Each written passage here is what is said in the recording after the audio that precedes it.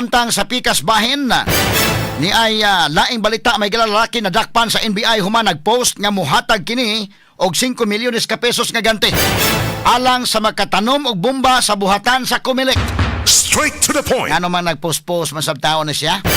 Di pwede mangumidya ka ng butanga nga magpost nga magbutang og bomba sa buhatan sa Comelec. Tingali og na frustrated siguro na sa resulta mahigala sa eleksyon. Kay ang election favor na apagyod mga higala ato panintiwas og hisgot ron.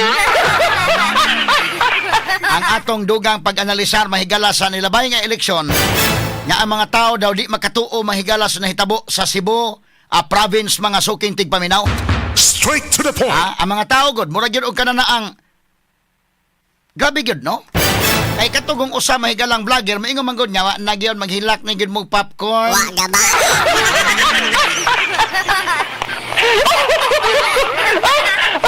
Onya si Governor Gwen Garcia ang iyang sinultian mahigala mura gyud confident kay nga mura guway kapildihan.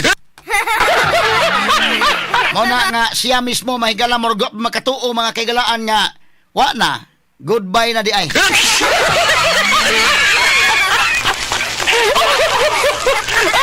Ini daghang leksyon nga mahimo ni ini ang mga tao mahigala karon nakakita gid sila nakita kita sa tibok Pilipinas ha ang tanang mga katawhan sa tibok Pilipinas nakakita gid sa Cebu Central gud ta Cebu Central Visayas gud day ha center gud ta dinhi so nananaw nato ang mga tao niingon sila grabe gid ay mga naghukom ning mga Subuanon gihukman gyud mga higala ang usa ka leader nga wa na giangay. Dito sa kauluhan kita gyud may nahimong talk of the town dito. Toa ang Cebu.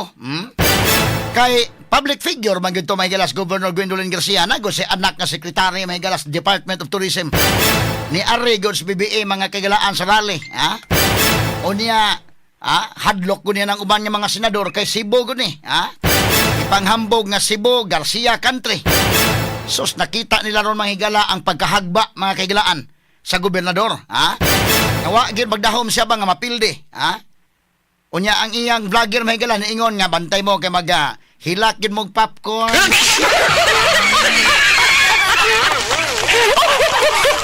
Unsa pa kahitabua mahigala nga ang atong mga listeners DYH pero nga nagtan-aw sa atong programa ang uban naminaw sa radyo nagkapi-kapi man ang uban nagtan-aw mahigala sa YouTube nagtan-aw sa Facebook nabutangag TV ana butangag cellphone sila man hinuoy nagkaon-kaog popcorn no.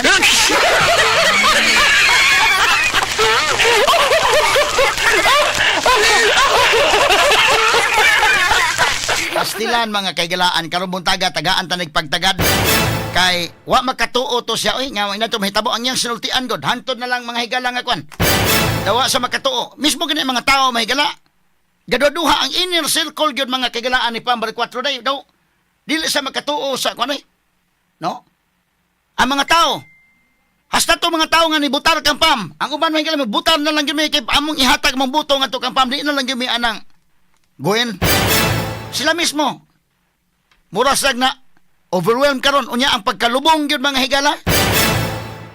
Bidang grabihan pagkalubong nga gyud, Di gyud bada mahigalag mo nagingon DMD. Imong protestaan pa nang kadako anang pagkalubong nga.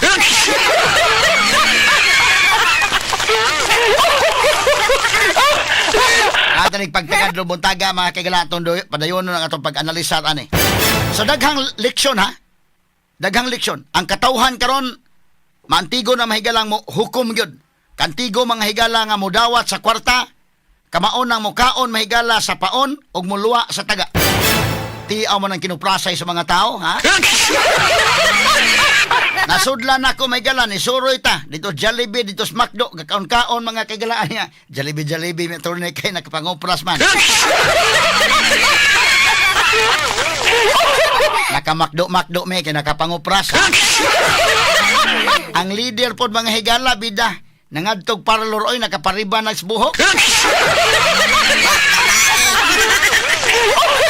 Natingala kas mga leaders ron mahigala por bida nakapariban sa buhok, nakapamanicure pedicure.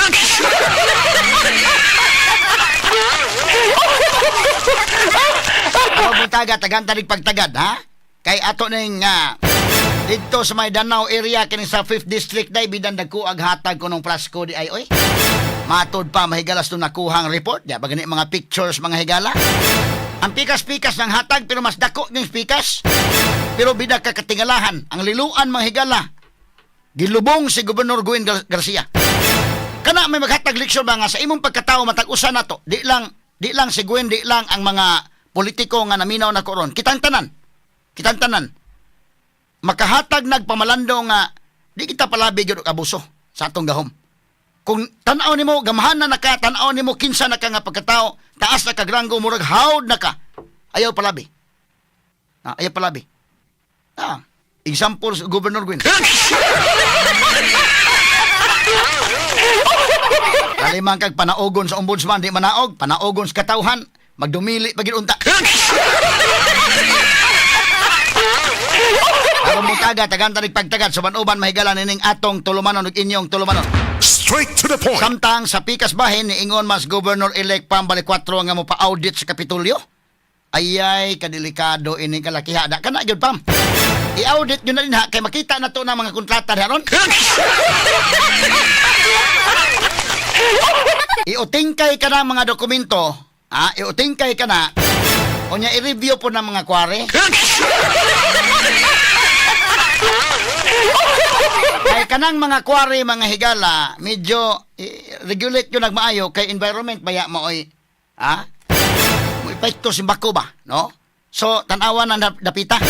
Nya labaw tanan kining gisaad. Siyempre, in the first 100 days ipatuman gidayon nang wa nay bayad ng wiwi og pupo de sa kwan oy terminal. Ana ipatuman dayon ang sunod kanang mga hospitals nga mabutangag mga doktor o mabutangan og mga tambal. Kana mo na isiguro gayod ha. Katanig pagtagad lubuntaga mahigala sa banuban usab nining atong tulumanon ug inyong tulumanon. Straight to the point. Samtang sa kauluhan ang Comelec nakakumpleto na kagabi sa canvassing alang sa